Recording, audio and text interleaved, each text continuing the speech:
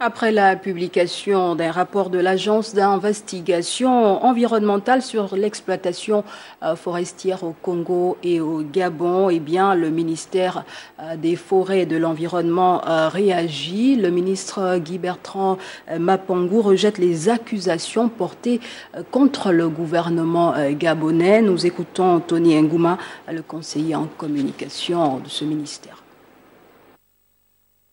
Communiqué du ministère des Forêts et de l'Environnement chargé du plan climat à la presse. Le 24 mars 2019, les réseaux sociaux ont diffusé les résultats d'une enquête commise par l'ONG britannique Environmental Investigation Agency sur le secteur de l'exploitation forestière au Congo et au Gabon, deux pays qui représentent environ 60% de la superficie totale allouée à l'exploitation forestière dans le bassin du Congo. Les conclusions de cette enquête semblent indiquer que le groupe forestier Deja et ses sociétés affiliées, Sino Congo Forêt et Congo Deja Wood Industry en République du Congo, la société de sciage de Mwanda et la société des bois de Mounana au Gabon seraient impliquées dans la récolte, le transport, la transformation et l'exploitation du bois en violation des réglementations forestières et fiscales de ces deux pays. Selon ce même rapport, les malversations commises par les sociétés citées plus haut seraient couvertes par des personnalités administratives et politiques des deux pays en contrepartie de pots de vin. D'une manière générale, et pour des raisons qu'on ignore, il apparaît que ce rapport jette insidieusement l'opprobre sur les politiques de gestion des forêts et de transformation de bois menées notamment dans notre pays, le Gabon. Le gouvernement gabonais, pour sa part, s'interroge sur les véritables objectifs poursuivis par les auteurs de cette enquête, à charge et au caractère inquisitoire, alors que la règle en la matière impose l'impartialité qui suppose le respect des principes tels que la présomption d'innocence, le contradictoire.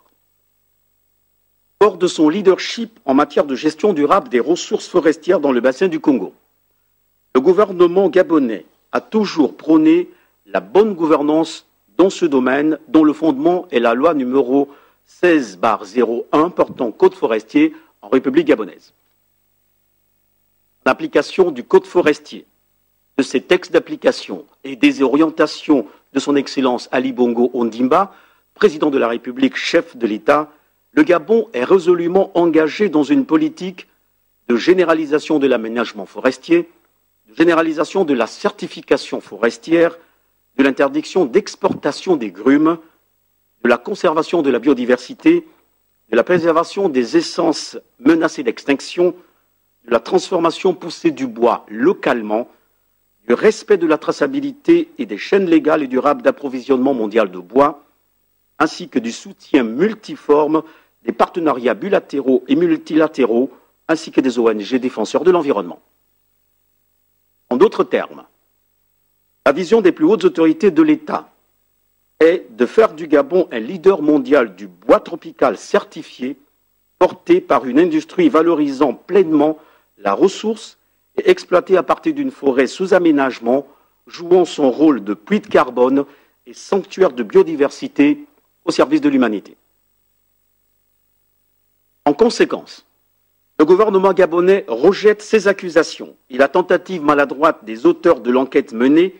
visant à discréditer le Gabon à partir d'actes isolés qu'aurait commis un opérateur privé. Dans tous les cas, le gouvernement gabonais a ouvert sa propre enquête afin de mieux recouper ses allégations et se réserve le droit de poursuivre les auteurs de tous ces actes répréhensibles dès que la lumière sera faite. Fait à Libreville le 29 mars 2019, le ministre des Forêts et de l'Environnement chargé du plan climat, Guy-Bertrand Mapongou. Je vous remercie.